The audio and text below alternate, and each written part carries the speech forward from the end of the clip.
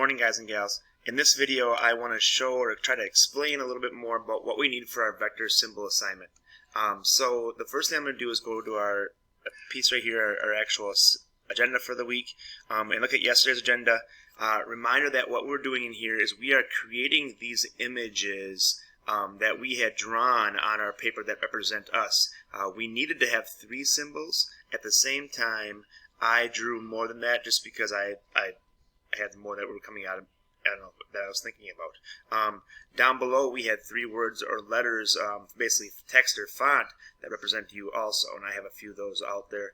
We're not going to get into those yet. If you have found the type tool in Vector, I have a different idea. We're going to do some different type of lettering, downloading some stuff and bringing some things in so it comes in as a vector image versus a raster image, the way it is in Vector, which is really confusing. Anyway, so talking about doing this, so I'm going to go into my Vector. I'm just going to slide this down towards the rest of my stuff. In Vector, once again, if you haven't logged in, remember you log in, then go in through your Gmail. Don't try to log in without clicking on that G. My profile is already in there, so I'm going to go into my profile because I already want to view my new file. If you haven't started a new file, you can hit new file there or create new file right here. Another thing that I wanted to do is I want to go in and I want to open my last assignment. I can tell it's the last one I did because I named mine yesterday, just with the hour, my login, and then symbol is the idea here of a vector symbol assignment. So opening that up. If you haven't changed the sizes, what we did yesterday, that was going into your pages and then just taking these numbers. I think they start out being something different, but we want to change this to a letter size, and then we flip the numbers around so we end up getting it landscaped, which ends up being a 792 by 612 pixels because we're working in pixels here. If yours isn't in pixels, I think you can change that in your file settings. Alright, you can also rename it in your file settings. Alright, now the things that we're doing, I'm just going to use my window key on my PC. I think it's your control key to press, and then pushing down, I'm going to use my scroll wheel to scroll and see what I have here. But I let go of my Windows things pop up. But the next thing here is just what I have. So I have my images I went and got from the internet.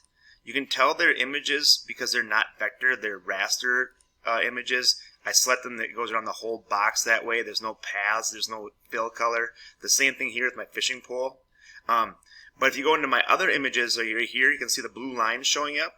Those blue lines showing up show that I have remade those things in Vector. Right? So this is actually a shape now in Vector, a vector image. And so is this set of horns right here. So I had recreated these things. Now, how I did it is I traced. The things I did was I traced the black outline, and then I went in to do the little white circles on the inside to give that detail. And I basically stacked the different parts of it on top of each other, the white being on top of the black. The same thing for my circular saw. It was a circular saw that I went through and traced the outside real picture from the internet, and then I put the middle in with the circle. At the same time, that's what we're doing in this assignment, is we're making them. We're not taking them from the internet by copying and pasting them and then using them. These ones right here are not complete yet for me. I will show you how to do that in some later assignments. You don't have to trace all your stuff. Some images can be made really, really easy down here. If you have things like hearts, you can click and drag and make it. I would suggest it be black and white right now, so my color background would be black. And my border, I don't really need to have a border on right now, or a shadow. So I'm just making my shapes in 2D. Now, if you wanted to go more into them, you could, obviously. At the same time, that's how we make our shapes relatively simply. Right? Remember, you can also come into them and double-click them, and then you can start rearranging or moving these points around. Okay? I hope this video helps get you started. If you haven't already gotten started, if you're already further past that, I'm going to make another video that shows me tracing one of these, and hopefully that'll help out. I'm going to use the pen tool. And then later, the third video for the week is going to be about text. We're not going to use the text tool here. We're actually going to get text from online, download it, so it comes in as a vector image also, versus the text in here is raster, which means it's pixelated. Anyway, I hope you learned something. Keep trying. If things aren't working for you, come into the meet. Have a great day.